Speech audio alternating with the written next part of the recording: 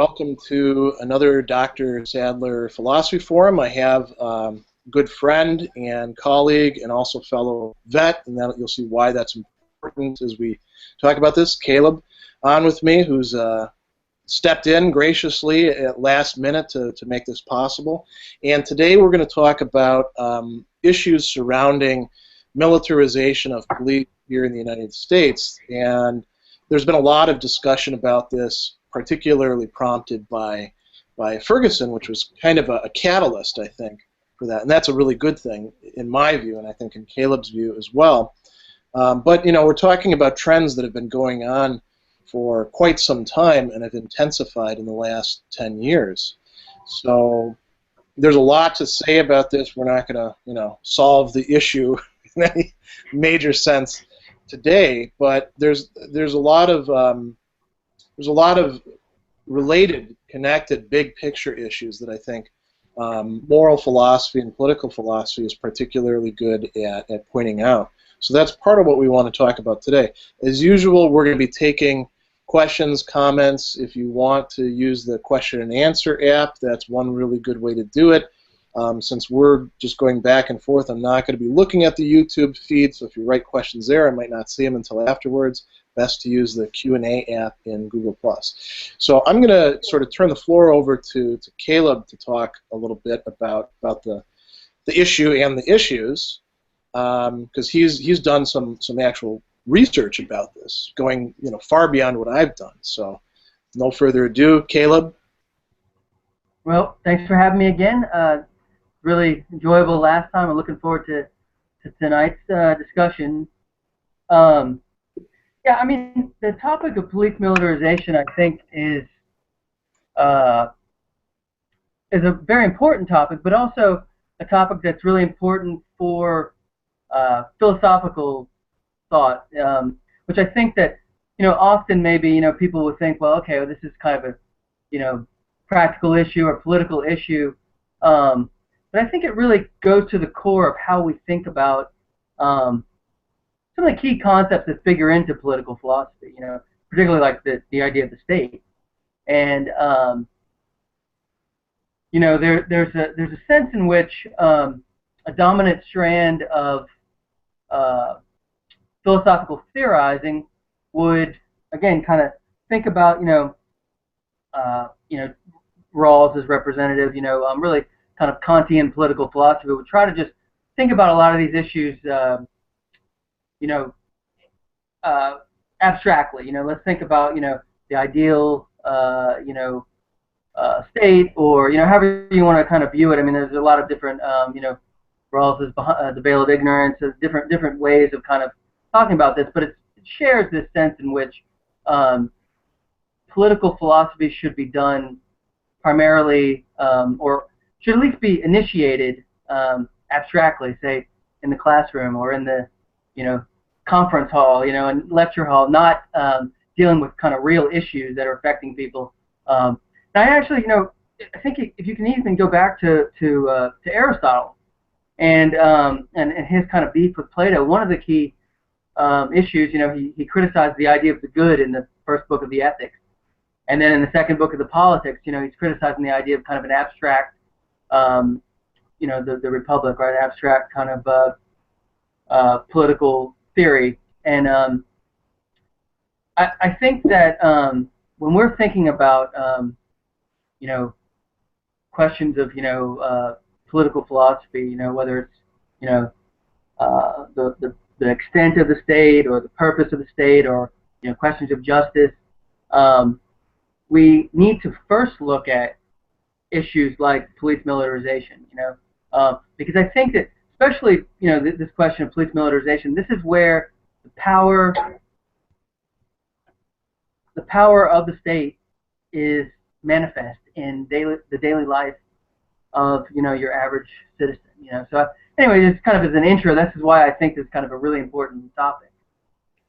Yeah, I agree. I think that a lot of our theorizing needs to be done from the vantage point of actually, some place where there's traction. Because, how do we get interested in these issues of abstract justice, or who ought to rule? it's usually because we've got problems, real problems, and the social media has been particularly good for letting us see them in a much more timely way and a perhaps more systematic way. And then we have to figure out what we're going to do given this messed up situation. Aristotle, I kind of like for this as well. In the politics, I think it's in book 4. He's looking at, is any of the current existing Greek states, because back in ancient Greece, are any of them particularly good? And he says, no, not any of them. they're all screwed up in one way or another. And that doesn't hold him back from saying, well, here's how we ought to analyze things, and here's how we could make things better. So instead of beginning from like the ideal blueprint and then saying, how can we trickle that down to where we actually live, it's more like, well, here's the mess we're stuck in. Now let's think our way towards some better solution. How can we make it? Yeah, incremental improvements. I think it's much easier to think about realistic solutions and to think about ideal, concepts or constructs from, again, the problems. It's much easier to think about, well, how can we make this situation a little bit better, as opposed to, well, what would be the best, what's the best relationship between, the government, the state, and the police force and the people, but I also thought, it would be worthwhile to, just say a little bit more about, what we mean by police militarization. One of the main things, of course, has been the proliferation of military-grade equipment, basically, by police departments, and it's been, intentionally perpetuated, or the federal government has pushed surplus military equipment to police forces all around the country. Here in Baton Rouge, we have an armored vehicle that I think was in Iraq that's now protecting the streets, or I think they say on their website, the company's website, that will be assaulting the streets of Baton Rouge. The other is the development and proliferation of SWAT teams. When they initially developed in Los Angeles, in response to these riots, and it was presented as, well, this is something, in the case of these dire situations where there's a need for these kind of advanced special weapons and tactics teams, but now SWAT teams, they're making just an incredible amount of raids. I'm trying to remember the exact increase, but I think it's gone to something to where they're making like, we're talking like hundreds of raids a week, from where you went from, again, there's a riot. This is a, very rare situation. Okay, well, we need to have this team for, to now they're serving, primarily for nonviolent crimes. You're having SWAT teams breaking in, a no-knock raids, or even if they do the Supreme Court essentially has said that you need to give basically 10 seconds for a knock. So you sort of knock with the battering ram, and then you can punch the door down. So I mean, using military tactics for nonviolent crimes. You also, I think, another issue that needs to be considered, which is often maybe separated from, but really the idea of like just increased police surveillance. Police are using, they call them stingrays, is one a stingray is technology to track cell phones, and it's really unclear to what degree this is being used by police forces. I mean, there have been reports around the country.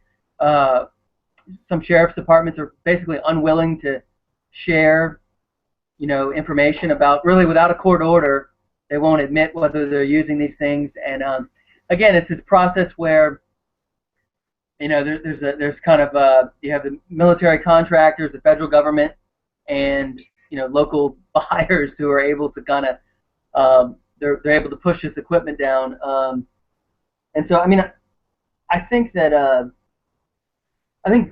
maybe those three, the tactics, or I would probably include a fourth one, but it says tactics, military equipment, surveillance, and then federalization. That they're increasingly the marshals, the FBI, DEA, other federal agencies are intertwined with these local police forces. And again, it's not clear whether who's calling the shots, where the power, it's not clear to what degree the police force are really responsive to the local community, really, once they become federalized, there's an interesting economic sort of trade-off too, because I think about SWAT teams. If you put together a SWAT team, there you've got an asset that you don't want just sitting around because it's expensive. All that training, the maintenance of the equipment, you want to see it in action. So there's once you actually invest in that, there's an incentive to use it. And then with the surplus equipment, you add the surplus equipment and the Department of Homeland Security grants to police departments. Most of them say, look, this equipment's going to get trashed anyway. It may as well be us that have it. The money's there for the taking. If we don't apply for it, somebody else will. So there's that kind of thing going on, and there are some departments that actually did deliberately turn down these things. But I imagine that there's a lot of pressure coming from a lot of different places to take the money and buy the equipment, and now you've got more assets that if they're just sitting there, they're not doing you any good. Yeah, and the other, I mean, to add to that, there's an economic incentive, as far as getting grants. If you're participating in like DEA programs, to where you're going to increase the number of drug busts, let's say. Some of these programs, basically incentivize these kind of SWAT raids on low-level dealers. People who really nonviolent, because if you're going to be eligible for increased funding based on the number of busts, well, you want to go for all the small fish, not the big guy, And so, there's some misguided kind of incentives here that sort of seem to distort,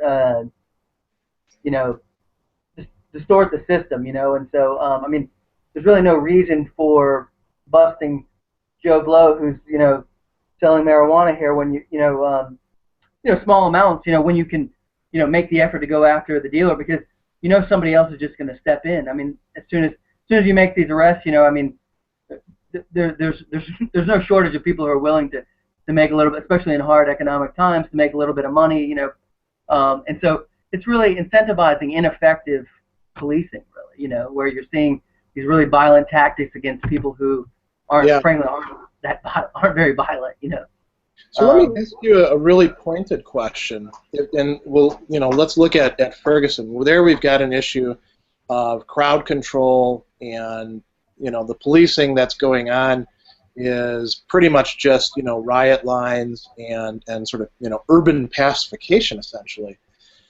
Now that's just sort of a piece of the picture, and that's not something that I think, when people are militarizing police, they're thinking, yeah, that's exactly the sort of thing that we want to have. It's sort of a natural consequence of it. It sounds like, why did police militarize? Well, there were incentives for them to do that. They felt like this would help them more drug raids. This would help them deal with other types of crime going on. And now it spills over and becomes very easy for police departments to just, sort of roll that mentality through and turn a place like Ferguson into, territory to occupy. Mm-hmm. Do you think that's an accurate way to put it? Yeah. Oh, I mean, I think that I mean, very much so. I mean, I think that you've already had. I mean, in the background is the issue of racism, and many police departments, certainly not all of them, but there's been many cases where there's some pretty clear issues of race, some of the major departments around the country. And so there's already a sense in which the police department is sort of enforcing the will of the social and economic elite, and so there's already a sense of kind of an occupation. And I think there's most likely I mean definitely there's been some abatement of some issues of racism. Supreme Court and the courts have kind of done some things. Even here in Louisiana, there was some issues that were kind of under the court supervision. But I think that you still have a real sense in which the police, primarily protect, property. I mean, it's, and so people who own a lot of property, in a certain sense, the police kind of work for them more than they do for people who, I mean, they certainly protect people's lives and other things. But so I think that that it contributes to that divide. And then when you bring in military equipment, it becomes indistinguishable from occupations like in Iraq, in Baghdad, and I mean it looks very similar to what's going on there. You have a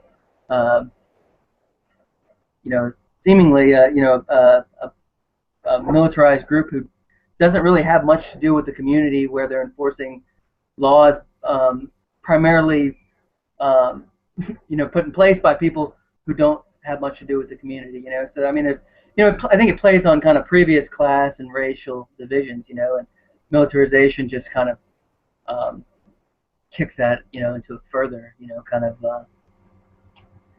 makes it much worse, Yeah, I've seen a lot of discussions that are sort of opposing militarization police tactics directly to community policing and saying, if you're going to do this, you can't do this. And it's interesting because Los Angeles appears to lower their crime rate by re-emphasizing community policing, which they seem to have been against for quite a while. Right. But with community policing, here's where we start getting back into the political philosophy. What's really essential about that? There's a sense of the protectors of the community, or the enforcers of order, have to have a relationship with the people who they're policing. There has to be, if we want to think about this kind of in Hegelian terms, some mutual recognition there. You're a person, you're a stakeholder. I am to not just, I'm here to tell you what to do, or to put you into the system, or to lock you up. That sort of mentality. Let me ask you, I'm going to sort of steer it a different way as well. And I want to ask you about this specifically as being a vet. So one of the things that I came across in a New York Times article was that in Indianapolis suburbs, officers said they needed a mine-resistant vehicle to protect against a possible attack by veterans returning from war. And there's this worry that, we've been at war for over a decade. We've had a lot of young men and women who aren't particularly well treated when they get back, particularly by the VA. And they've got all this experience.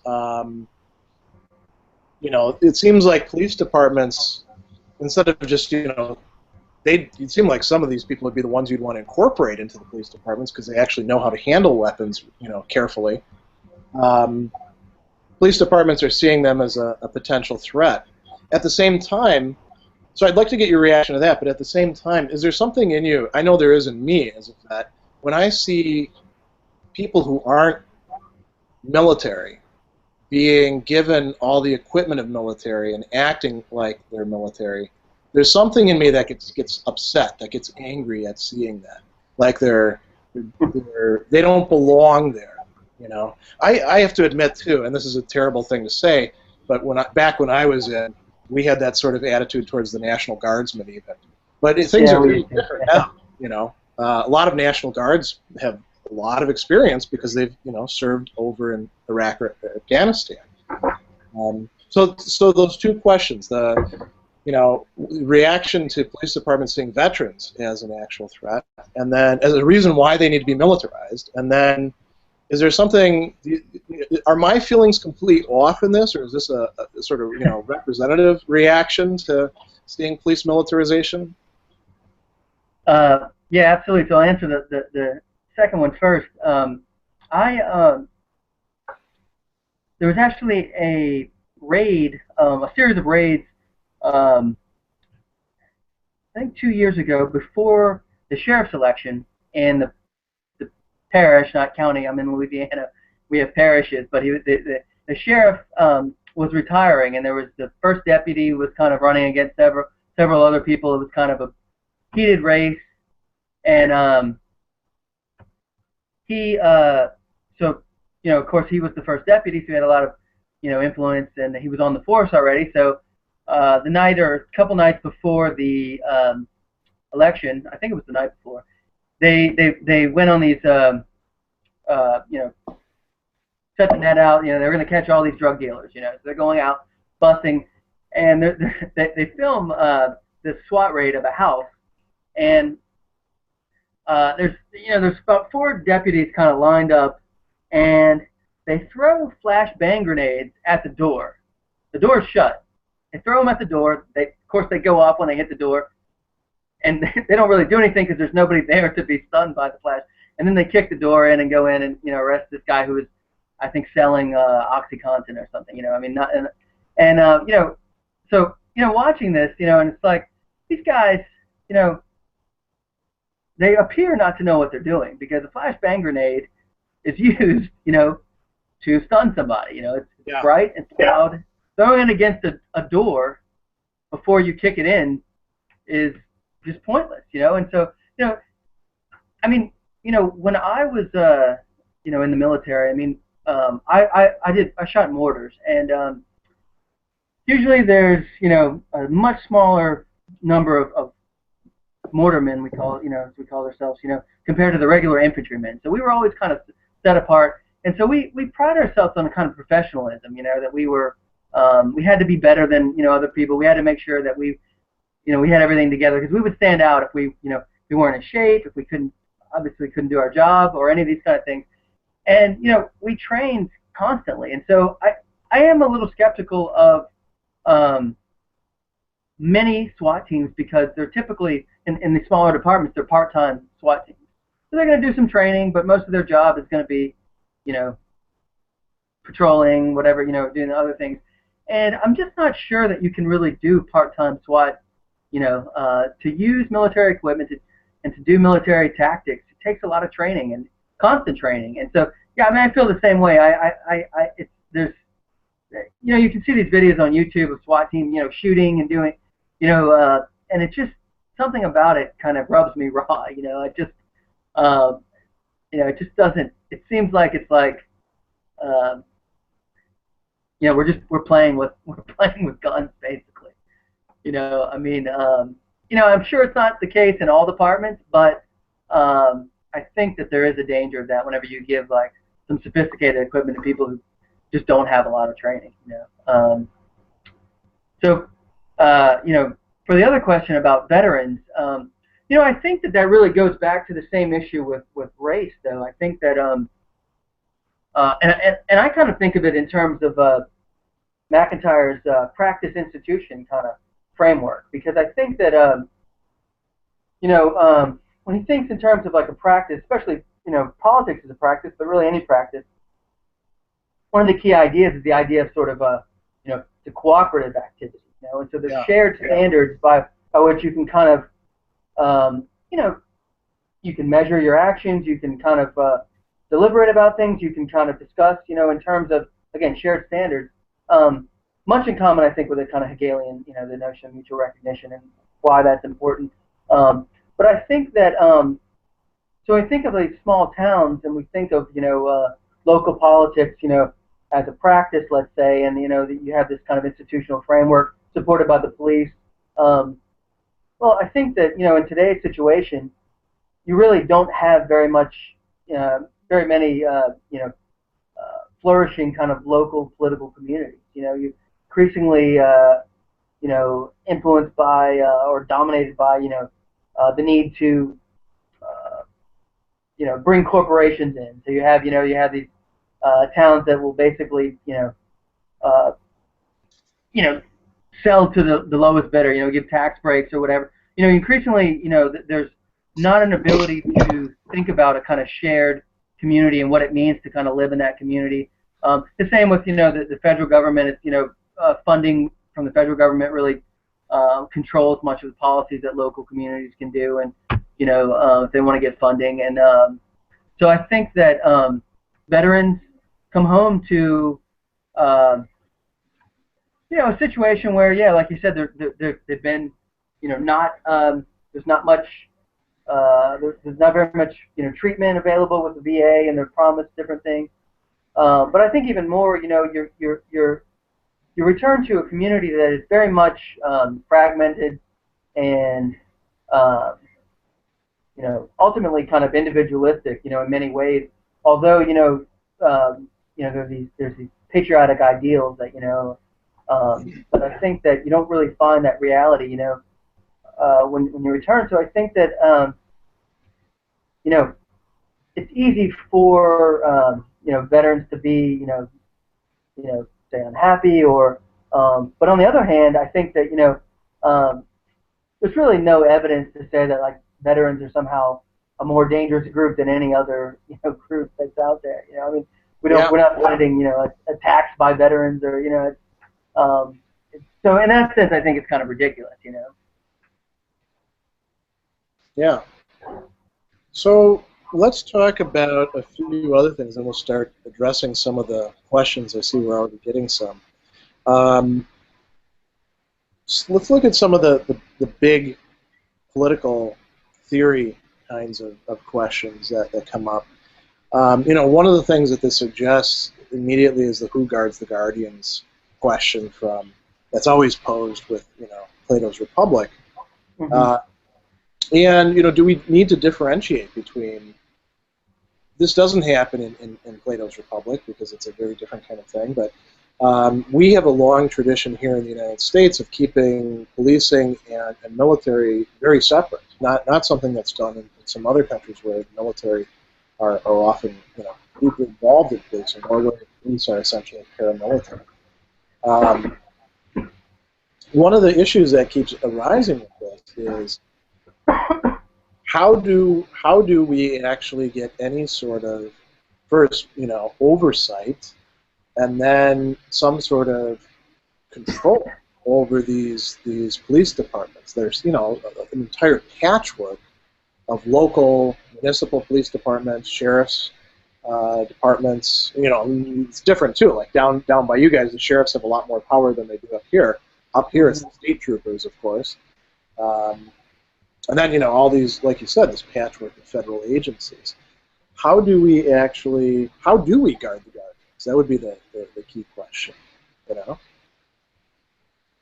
Yeah, I think that in the American situation, I think a lot more thought needs to go into what it means to,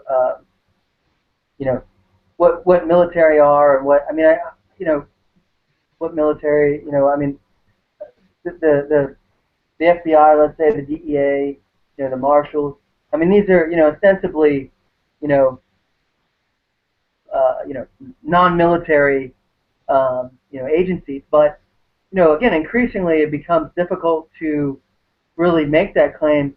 They're using military equipment and military tactics, but also in many cases they've actually done operations in Afghanistan or Iraq.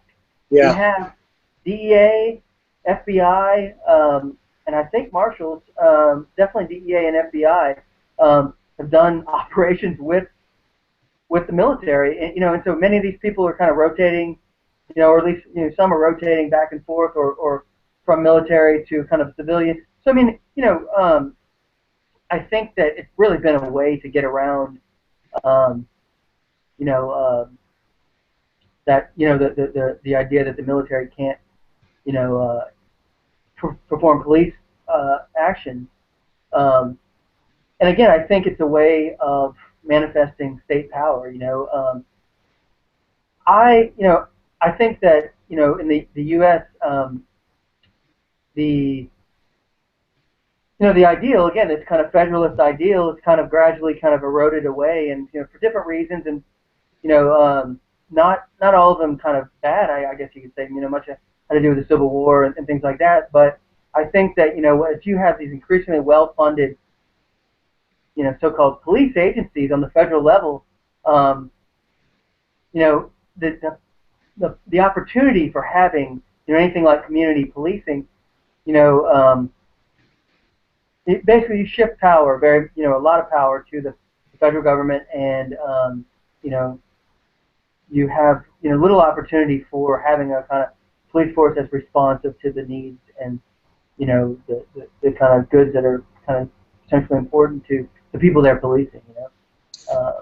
It seems like that's not just an issue with sort of not devolving, but setting up the power up the chain of the federal government, but also it is an issue still at the local level. Like, one of the problems with Ferguson was that like a lot of police departments, most of the police officers who are patrolling the streets don't actually reside in the community, so they don't have a stake there. They don't it lends itself very much to an us versus them mentality, both on their part and on the part of the residents.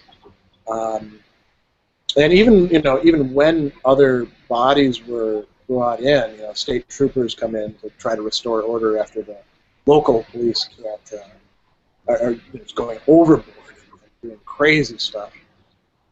Those troopers weren't able to do it themselves, and then eventually it managed to get under control. But it was more a matter. It wasn't a matter of federal agencies having screwed things up. It was the locals, and so it's like a two-pronged kind of thing. Mm-hmm.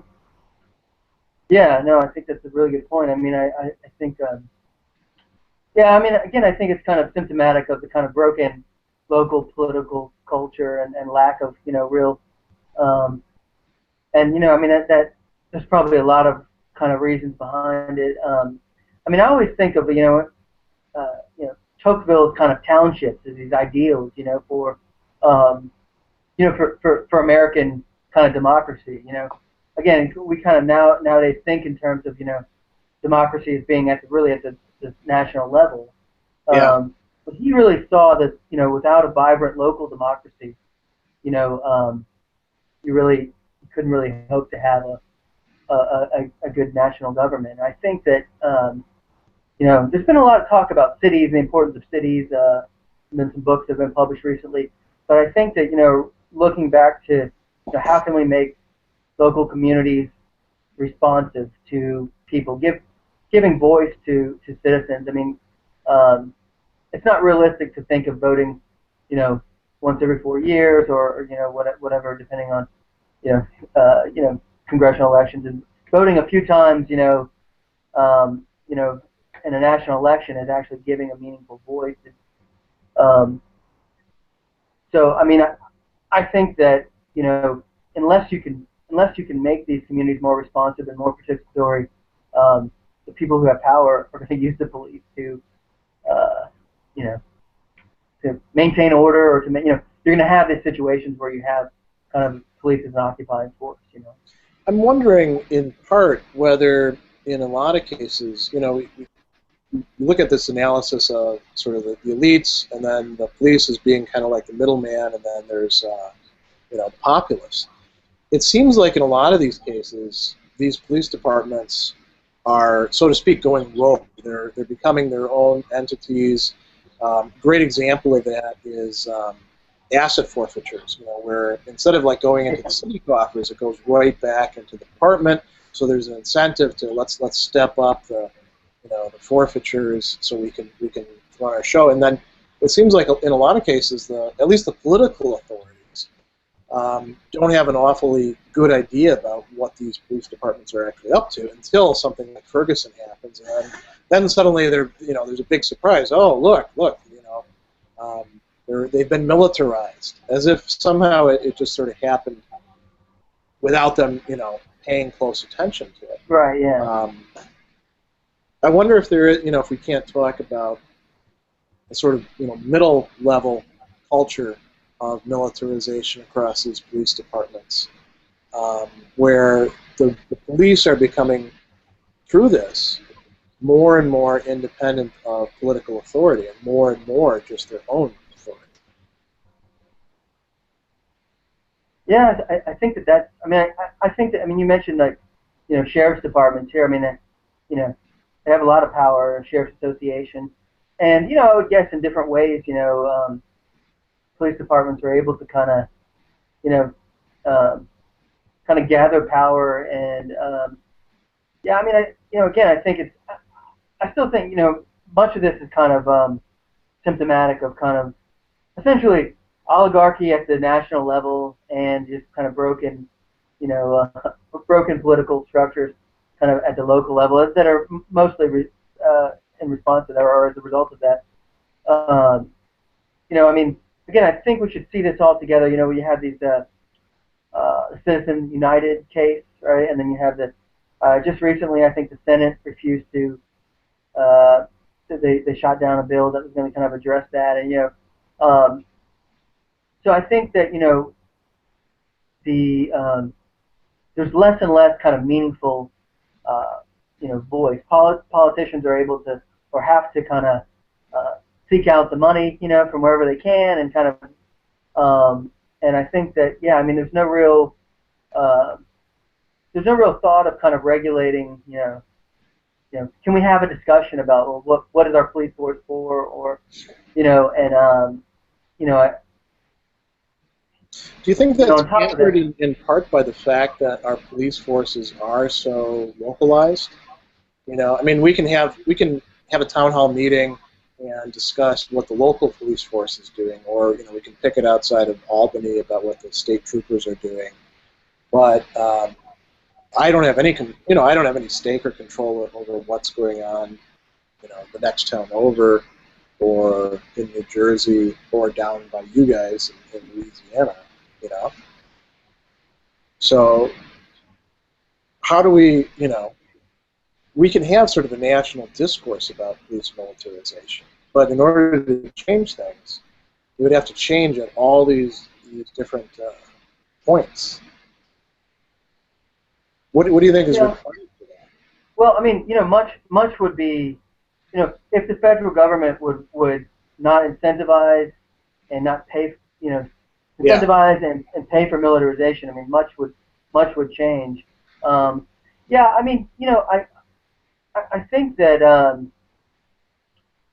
I think that that it's easy to think in terms of like these militarized police forces and problems, but it would probably be worthwhile to look at communities where this works well, and what goes on, and I don't know any examples. I mean, particularly why that I could kind of point to and say this is kind of, but I think that I'm sure that there are situations where and so I mean I guess the problem is it seems that at a national level again discourse is kind of controlled by the media, and it was really interesting that this kind of discussion of police militarization came up. It lasted for about a week, and then ISIS came on.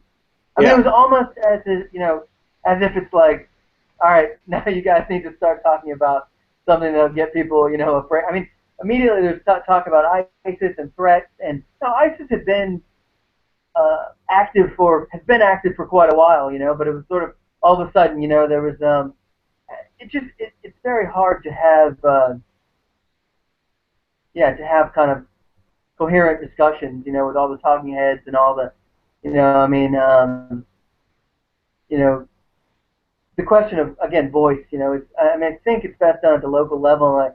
I think that there's a need to kind of just figure out, well, how can we make departments a little bit more responsive to, how can we make local governments and including police departments, a little bit more responsive to kind of people, and again, there are some good cases. I think I mentioned about like racism. I think there's been some measures to kind of tear down some of the kind of racial divide and things like that, and we might look to how was that done to kind of see where you can improve.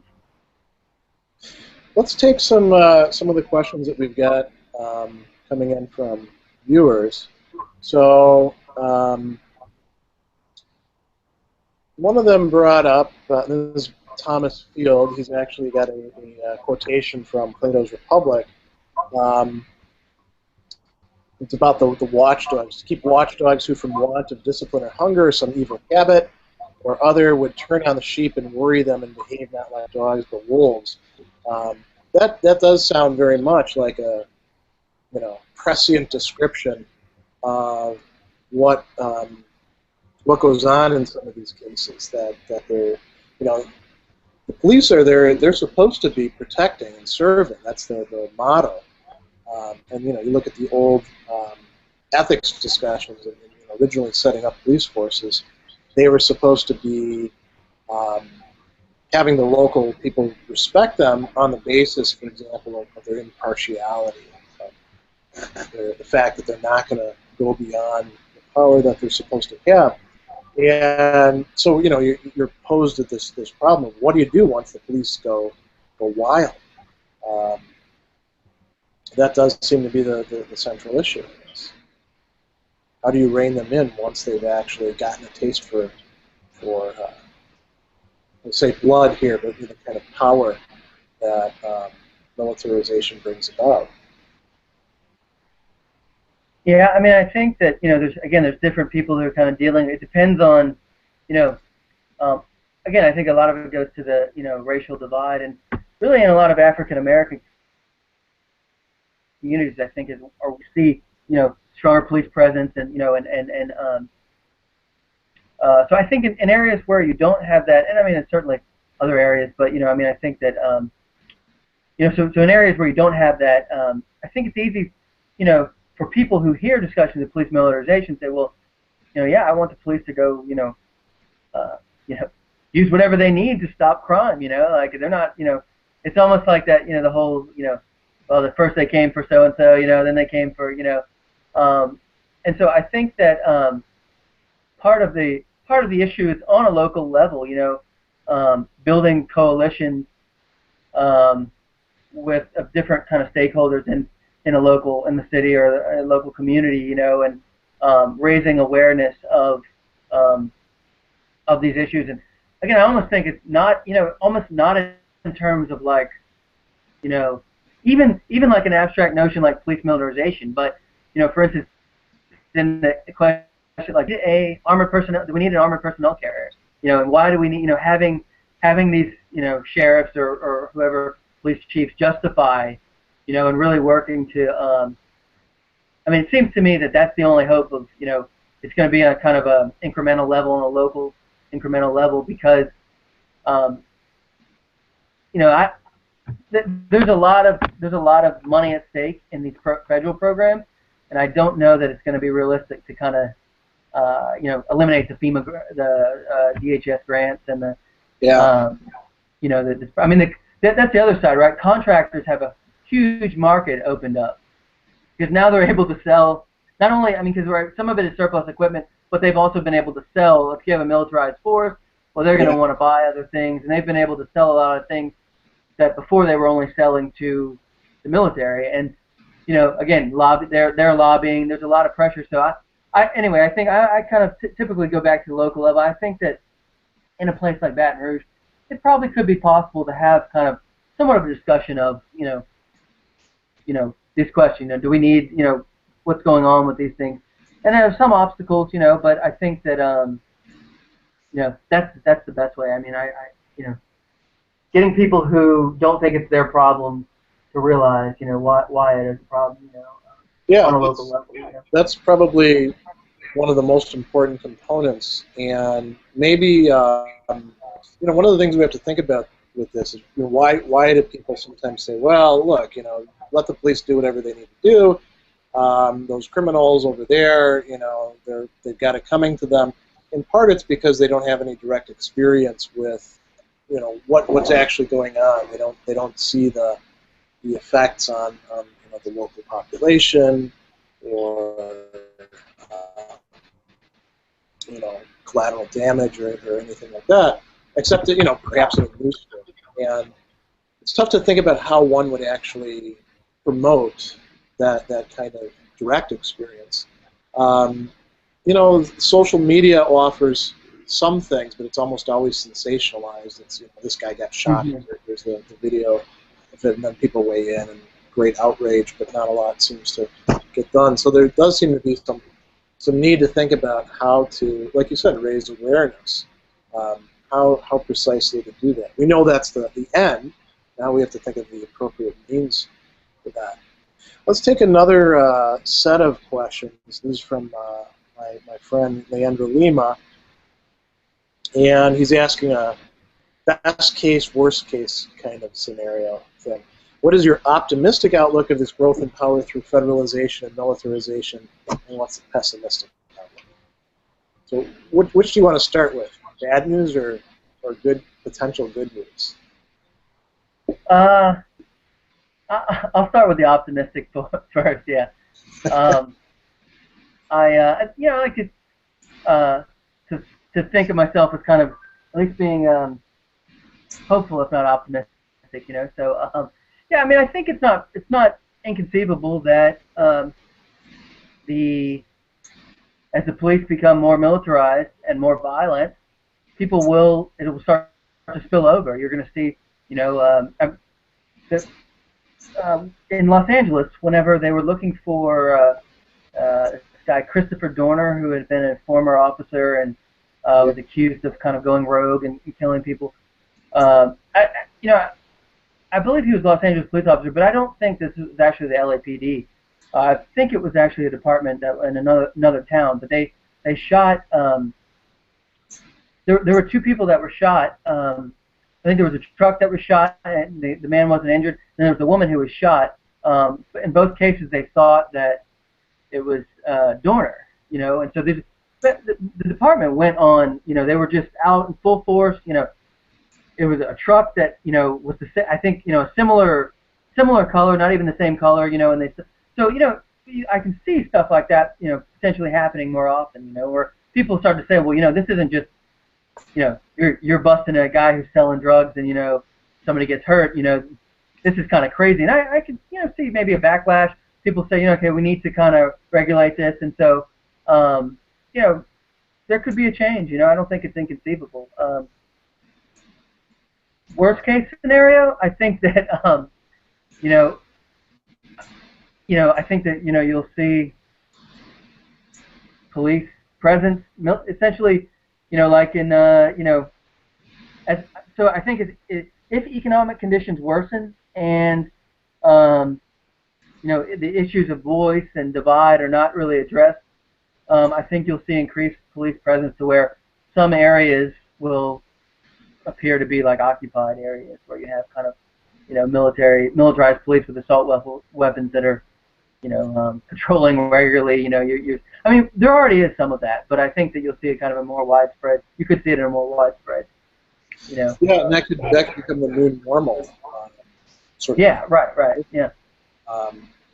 When I think about the worst case scenario, what I think of different developments.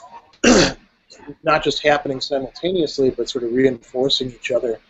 One of the things that was particularly that's not only striking about Ferguson, but it's been in the news a lot is police not allowing people to record what's going on when they're engaging in policing activity, and that seems particularly sinister to me because if there's going to be accountability. It's definitely not coming through most of the police. There are some departments that are particularly good, but those tend to be ones that have a lot of training and great leadership, and even the ones that are now investing in cameras that the police have to carry around. You can turn the cameras off. You can delete footage. So it's sort of like the flip side of the surveillance state idea. The citizens can be put under surveillance, and increasingly are, and that surveillance gets more and more sophisticated as the devices get more sophisticated, as we're able to store more data, as we're able to use computer algorithms for facial recognition, voice recognition, those sorts of things.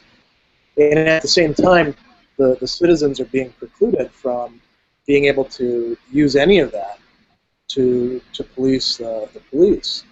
So that makes things much worse because some police officer uses their authority.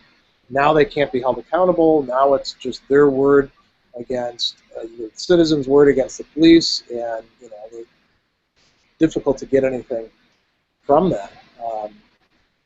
With the best case scenario, it would be real. I think one of the components of that would be somehow departments that use excessive force, and by excessive I don't mean just in an individual way. I mean sort of like imprudent force, where it's clearly unwarranted in the situation, would somehow be held responsible, and it might have to be monetary damages. You look at that case down in Georgia with the throwing the SWAT team that threw the flashbang grenade, landed in the baby's crib. The baby got 30-degree burns. They were told there won't be any compensation. Now that seems like one of those cases where, at least the federal government could step in, the DOJ, and say, you guys really, you guys went too far with this, and something needs to be done. I don't know. It's difficult to think about how exactly that would happen, particularly given the gridlock partisan climate that we're in right now in our legislature. But if we get to be hopeful, right, that would be the best case. Or the court, the court too. Could possibly hope that the court might. I could see the court kind of saying, well, look, this is kind of overboard. It's not unrealistic, I think, to see, at some point, saying, well, look, we're going to have to, but yeah, without legislation, it may be difficult to do it on a. Yeah. But yeah, I mean, I think it's interesting with the surveillance. Yeah, I mean, you make this, really good point that, increasingly we're kind of under surveillance, both by, NSA, let's say, but also these police departments. But police forces are kind of pushing to, even when it's clearly legal, they're have these cases where, police officers are not allowing videotaping, and there's really very little recourse that can be had. And it's interesting because another point I think you'd mentioned when we talked before about the lack of statistics on police violence. And I think these kind of things go together. There's actually a great book by is it James Scott? He's an political anthropologist, Seeing Like a State, and he kind of describes basically how sort of state power shapes the knowledge that's created. He kind of goes historical kind of account of how formation of the state kind of shape things, and I think that it's interesting that this category is like non-existent.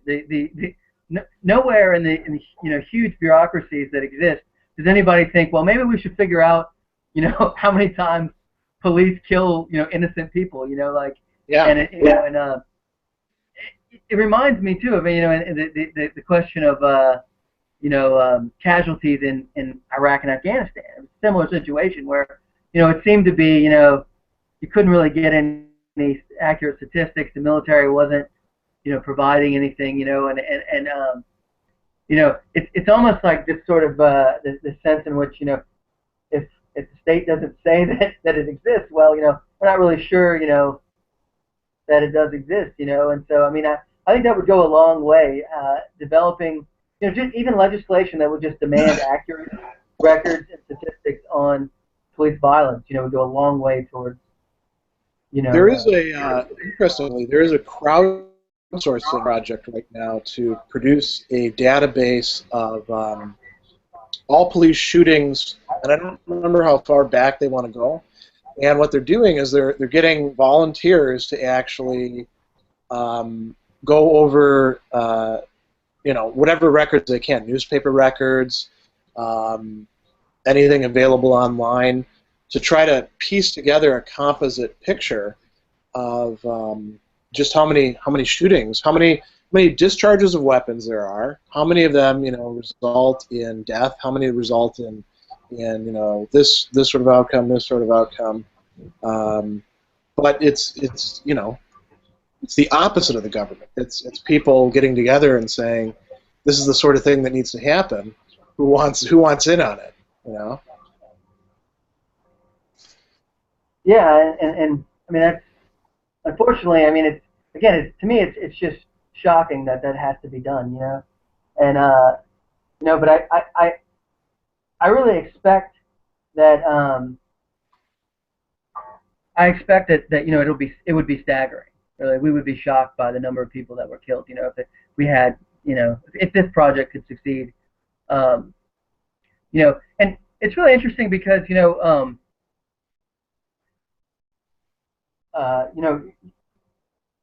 when people think about or talk about okay militarized police, um, you know there is there's a tendency to say, well, okay, we might need them for these situations, you know, and so there's a worry that, well, if we don't have these police force, these SWAT teams, these military, we won't have them in this very extreme or extremely unlikely scenario, right? There's an extremely unlikely scenario, but we don't want to have this situation where we don't have the equipment we need. And what they do is they ignore, sort of the type 2 risk, the error of, the false positive. Well, what happens if we have the equipment and we don't need it? And, what you have are, people that are killed, all these other kind of, and these, again, it's just non-existent. So, an accurate picture of that would be able to say, well, look, what's the likelihood of, most of these towns that have this equipment facing any of these kind of situations that you're talking about? Well, it's next to nothing. Yeah. Well, but we can quantify the number of people that are killed, on average by, forces that have participated in these programs or things like that. Again, it would give a way of saying, well, maybe we should think twice about, just giving this equipment to our police forces. So that leads to a different question that's not being asked by one of the viewers, and we'll come back to viewers' questions in a moment, that I wanted to get at. And it's one that comes up not only in terms of militarization of police, but also gun control. The basic idea is that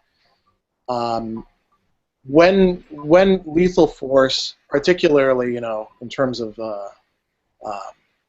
fully automatic weapons, grenade launchers, the capacity to wear gear that's going to let you tangle with people with almost complete impunity, when that's available, the fear that a lot of people have is when lethal equipment like that is available, it's going to get used because it will put the person who's got it in the framework of of seeing things, like that, to the man who has the hammer, every problem is a nail sort of mentality. I'm not completely convinced by that myself, because I know when it comes to the gun control thing, I know many people who have guns and who shoot. I enjoy it, although I don't have any guns myself because I just don't have any right now. And having been in the military and having, for example, having uploaded and then downloaded entire armories, seeing how people who know what they're doing with weapons handle them kind of carefully, I'm much less given to saying, well, as soon as you put it in somebody's hands, they're gonna start seeing problems that can only be solved with a gun.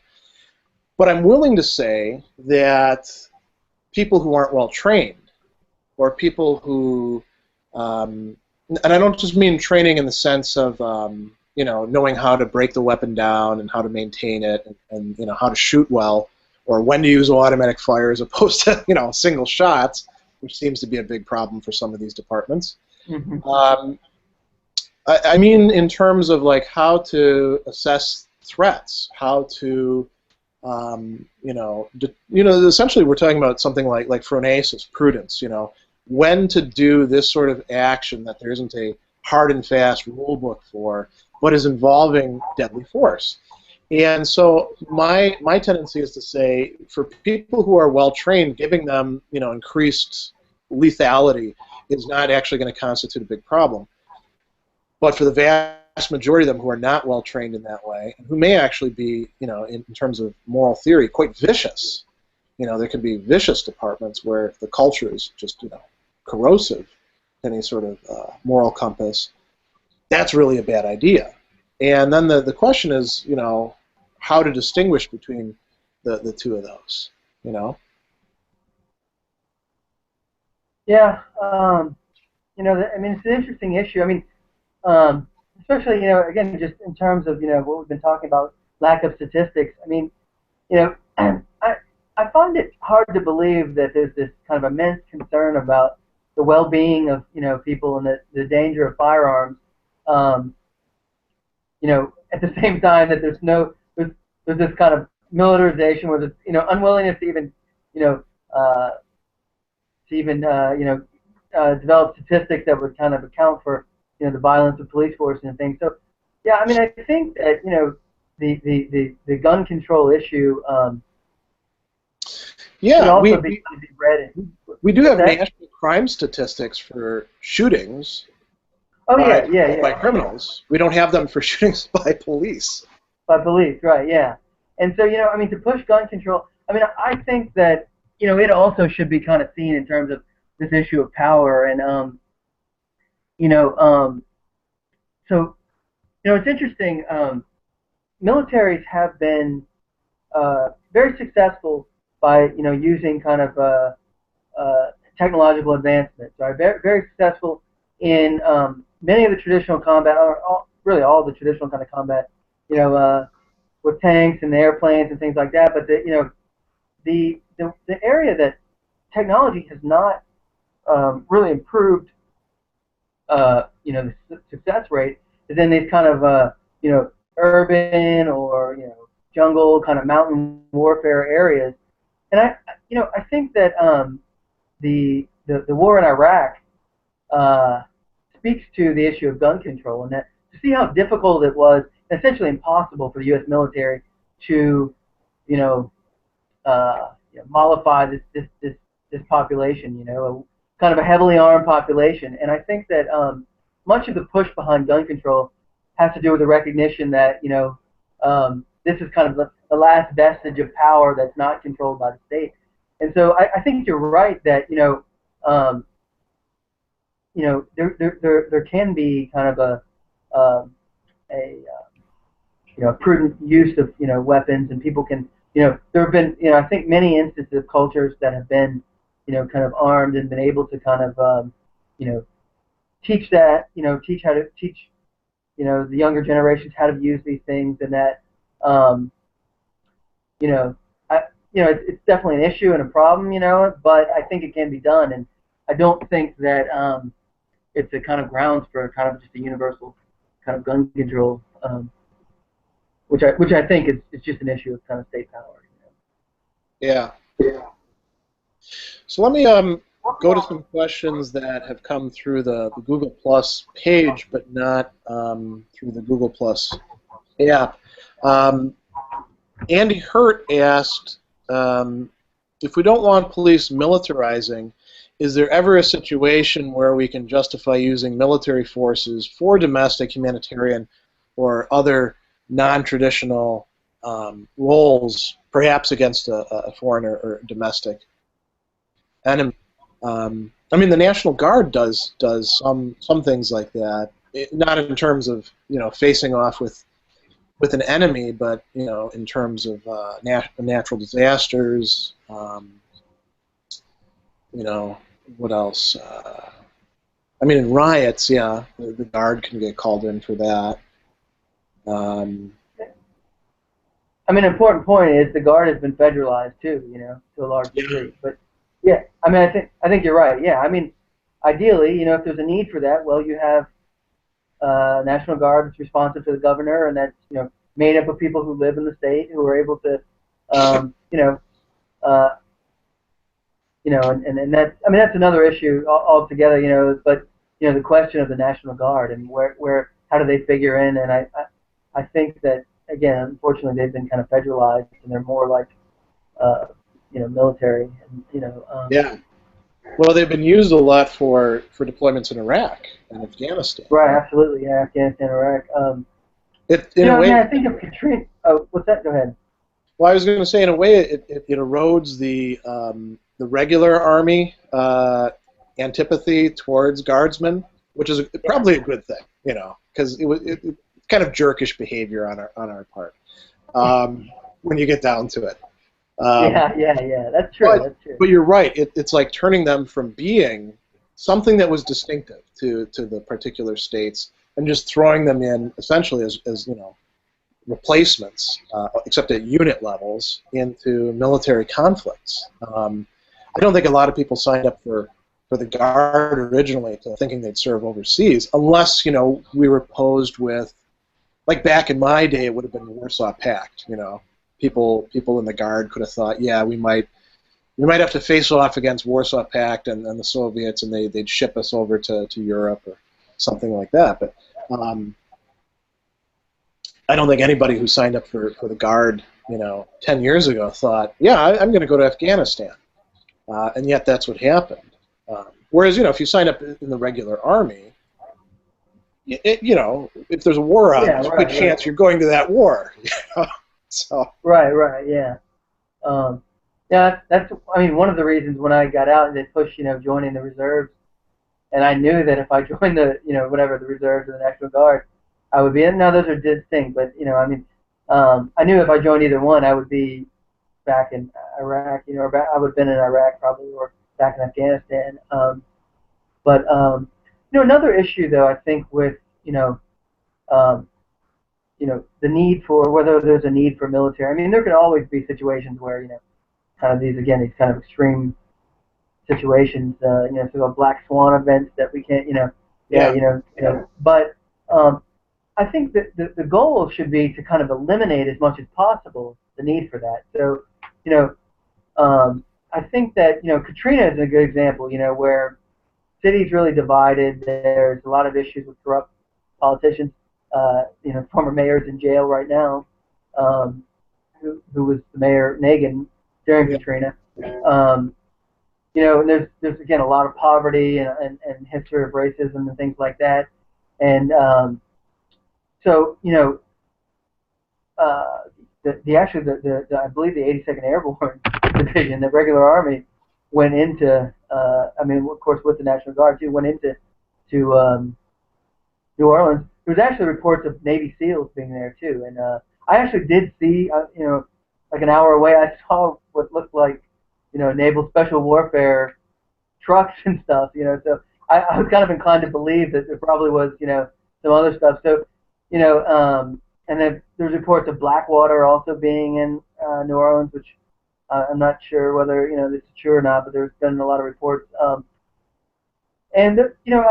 I was thinking, if you think about New Orleans during Katrina, now again it's a bigger city, and that may be part of the problem. But there's a town that was, I think in Missouri, that was destroyed by a hurricane, by tornadoes, right around the same time. And if you compare the difference in the response and the way that people were able to cope with the situation, it's like night and day, and you had basically this fractured city in New Orleans. Everything came to a head once, the hurricane hit. You had, I think some of the reports of violence were exaggerated. There were actually a lot of reports, or a lot of instances of police violence that were kind of brushed under for quite a while, although there were some prosecutions eventually. But that's kind of part of the issue, where there's this divide between the police and the, and other factions, or in the city. And compare that with, again, I wish I could remember the name of this town, but they were able to kind of recover really quickly, rebuild, take advantage of some of the programs for grants and things like that. But it was able, and so I think that as much as possible, if you can, have well-functioning kind of communities, you can eliminate the need for a lot of this, whether it's FEMA or the federal government, the National Guard, military, or having to come in and kind of that should be the last resort. The goal should be to build resilient communities that don't need that kind of thing, or rarely need it. Too much effort is put on what are we going to do whenever chaos happens, as far as the federal government or these kind of things, not enough on well, what can communities do to kind of cope with things that are bound to happen. Yeah. You know, it's tempting to say that we should, given that sort of issue, make utilitarian arguments and say these events that you're preparing for are very unlikely, and they would be catastrophic if you know, say, you know, maybe they want to have a beefed up SWAT force so that they can justify what if there's a you know, a terrorist cell and we need to take them out. But the, you know, the likelihood is fairly low if the other, you know, agencies are functioning as they ought to be. And the cost, the sort of sunk cost of having them is pretty high. If we do make these utilitarian arguments, which I think a lot of legislators and city planners and, you know, even, you know, police can relate to fairly easily, that doesn't get us to the point, though, that you were talking about, the need to create something beyond that, resilient communities where people are progressively being better and better incorporated into it. Which and it's always, you know, as you know, sort of a constant ebb and flow. It's not like you can create a great community and then it's a centerpiece and it's just there and everybody's, you know, happy. There's always people, you know, falling out for one reason or another because, you know, we're human beings, so we're screw-ups and we break a lot of things. So it's this constant effort to sort of like reincorporate people, or it does turn into the kind of situation that many of our communities are in, where we're atomized and we don't have a lot of interaction. And then, you know, the powers that be can run things the way that they'd like to. Let me pose another question. This is kind of this is one that I don't actually see much possibility of, but Gary Scott Gross asked, could a militarized police force clean up Wall Street? And the idea would be, I think that you know, there's some elements within the American system that are particularly pernicious, and could a militarized police force, you know, do anything about that? I don't see them as, I don't see that as a live possibility myself. But do you see anything to that? No, I mean, unfortunately, the opposite. I mean, you saw during Occupy Wall Street that there were officers who were paid by some of these banks. They did security, and they were even the report. And what the report said was that they wore a distinctive uniform. I think they wore a white shirt as opposed to whenever they were on duty with the banks. You know, and so I mean, I think that right. We have in most, I think, probably, you know, the vast majority of communities or, you know, jurisdictions, you know, businesses can pay police officers basically to provide security. And I think when you have a case like Wall Street, where you have lots of money, lots of political power already, you basically have the makings of like a private police force, you know. And we can spend a lot of money to make sure the NYPD is very loyal to us, you know. And, you know, so yeah, I mean, I think unfortunately, you know, now I mean, you know, it would be interesting whether some of these police surveillance techniques, you know, could be used to kind of look at questions of like insider trading and you know, all these kind of things, collusion and things like that. But I mean, again, not, you know, I don't think that that's, you know, a possibility or even something that we maybe even would want. You know?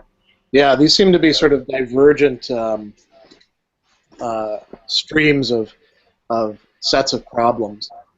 So here's some other questions. Here I'm actually using the Q&A app. Have some new ones coming up.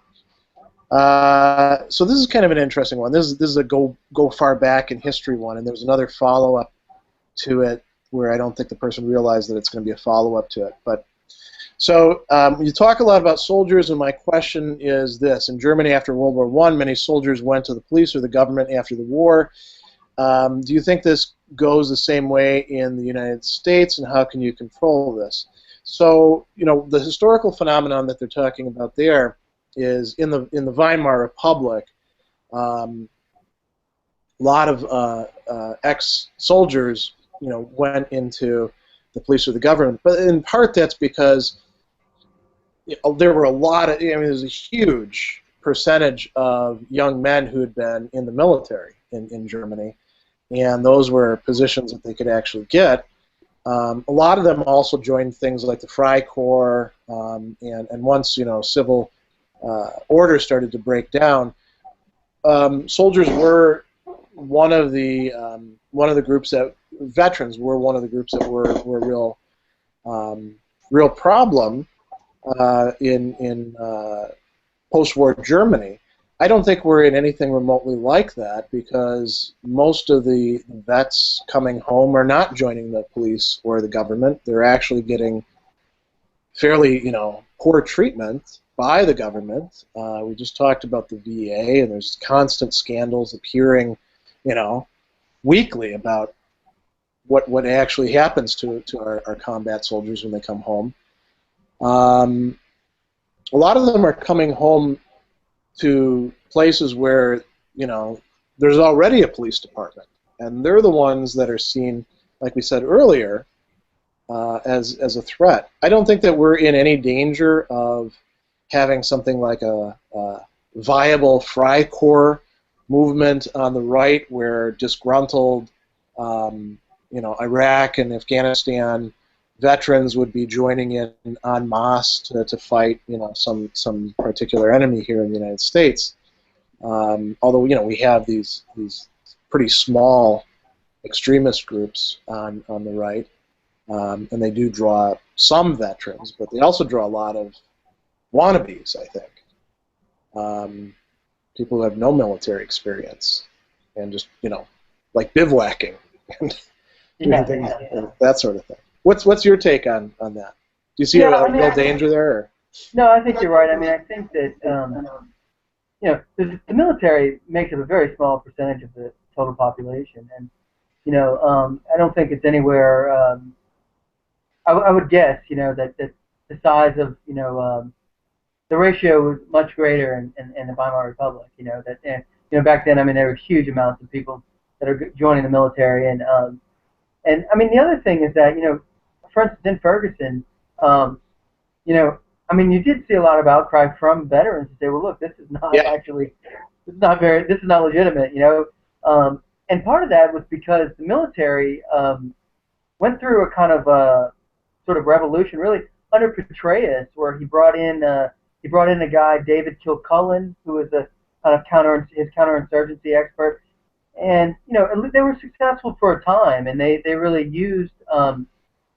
Kilcullen was a former Australian Army officer and was an anthropologist. He had a PhD in anthropology, and kind of specialized in looking at these conflicts really in terms of the underlying politics, viewing them in the political light, and that's really what the military sought to do in Iraq, to really understand the Sunni Shia issues, and then also the relationship between Al Qaeda, Sunnis, and the Sunnis and the Shia, how all this kind of worked out, and basically figure out a way to reinforce the community. How could the military, in a real sense, in terms of like subsidiarity, how can the military kind of reinforce these local communities and kind of help them to kick out Al Qaeda, which is what happened in the they call it the Sunni awakening, I think is what they call it, in Iraq.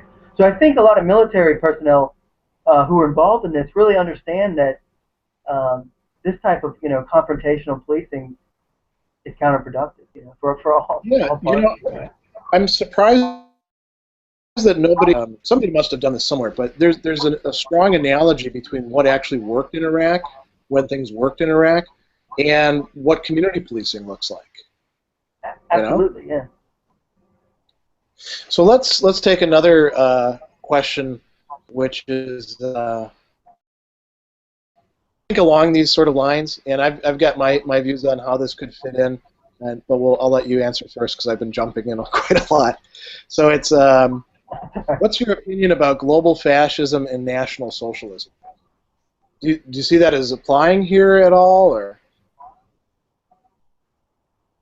I mean, I do. I think that I'm a big fan of Sheldon Wolin. I don't know if you're familiar with political theorist. Yeah. Big Hobbes scholar.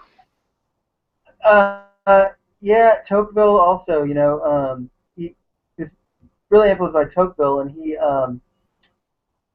yeah, I mean, he's got kind of tries to kind of reinvigorate uh, Tocqueville's idea. It's the slip of my mind now about basically about individualism and bureaucracy. I can't remember the term that Tocqueville had, but the way Wolin calls it is managed democracy, and he's kind of seeing kind of increased corporate power influencing political structures and sort of provoking this kind of militarization where you have increased polarization. So I think that underlying a lot of these issues. Um, Underlying a lot of these issues are the increased inequality and the neoliberalism really that's been kind of dominant for the past 30 years or so. I mean, I think that insofar as kind of economic issues are polarizing, it tends to polarize others, and that people with money have more power and are able to kind of basically use the police to kind of So anyway, I think those issues are underlying. It maybe need to be spelled out a little bit more exactly, but For me, I take a different view towards it, basically because of the terminology that's used. I totally agree that this has been several decades of neoliberalism, and that globalism has more or less looked like that, and it's had terrible effects here in the States. And I think that there are a lot of oppressive structures that come with that. Many of which do involve exploitation and violence. I don't see them as connected with fascism in any rigorous sense of the term, and I think that fascism is one of those terms that has been thrown out by people in very loose ways. And when people do that, it just loses any sort of meaning. It just becomes, I don't like what you're doing, you're a Nazi, you're a fascist, you're this and that. And I want to hold out for actually using the term in a more rigorous way. Same thing with National Socialist, which is different than fascist. Because I think that to be able to diagnose it when it's actually happening and to distinguish other structures of power, other types of totalitarianism, or other oppressive structures when they're happening. Foucault had this idea of microfascism that some people have picked up on, but that basically comes down to, using power in such a way as to sort of, corral people in, and it's about having power over people. And I think that goes on, but that's not something particularly connected with fascism as such. That we can see this in classical moral and political theory. Augustine talks about the libido dominendi, the drive to dominate other people, to control them. And so what I would say in this case is what we're looking at with these police forces is not something that's a manifestation of fascism, let alone of some world fascism.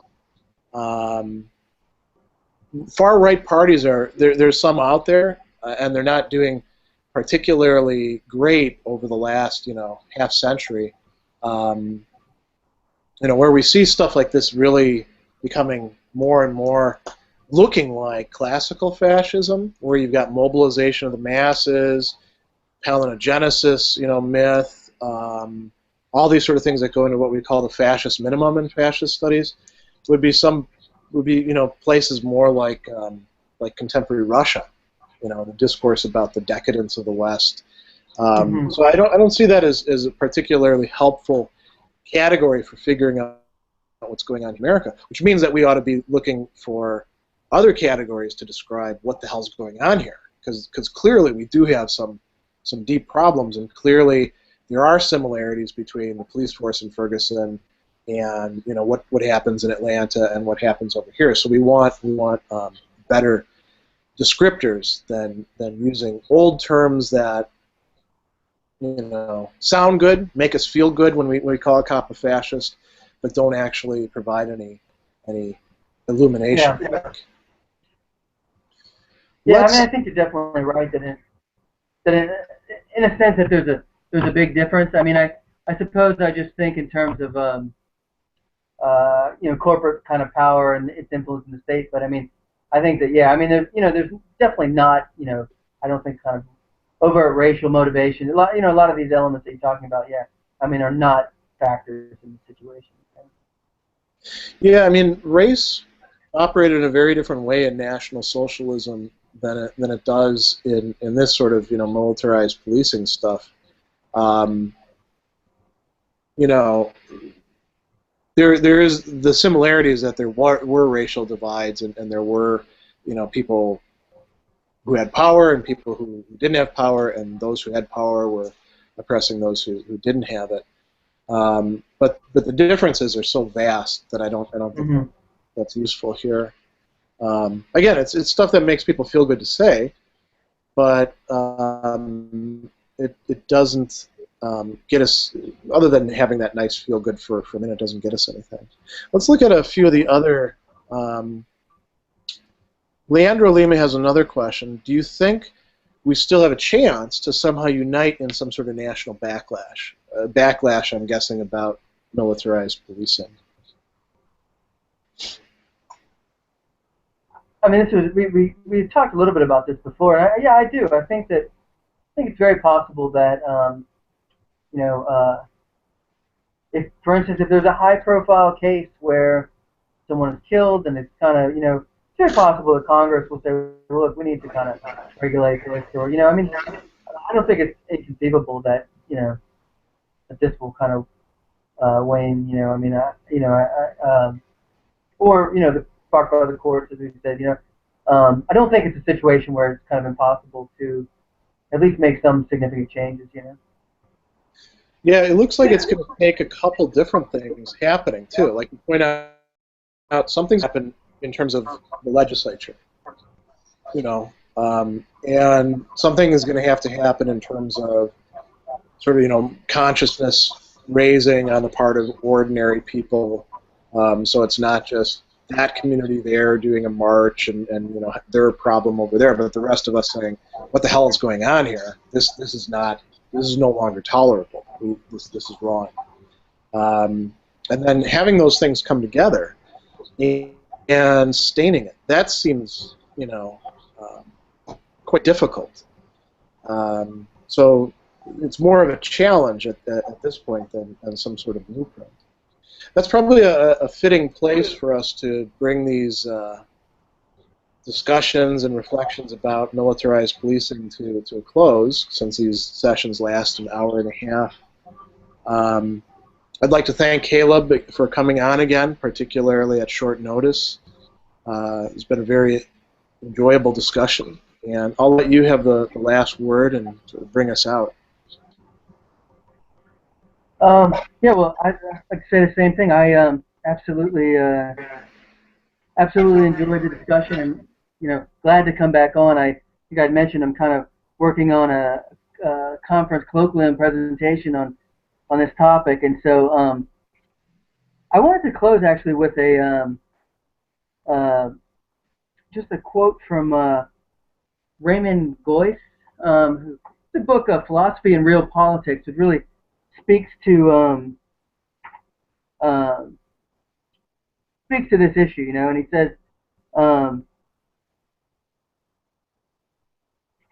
he says that we need to kind of look to of all people, Lenin's formula, who whom, and we should think about. So I'll just he says Lenin defines politics with characteristic clarity and pithiness when he says that is concerned with the question that keeps recurring in our political life, who whom.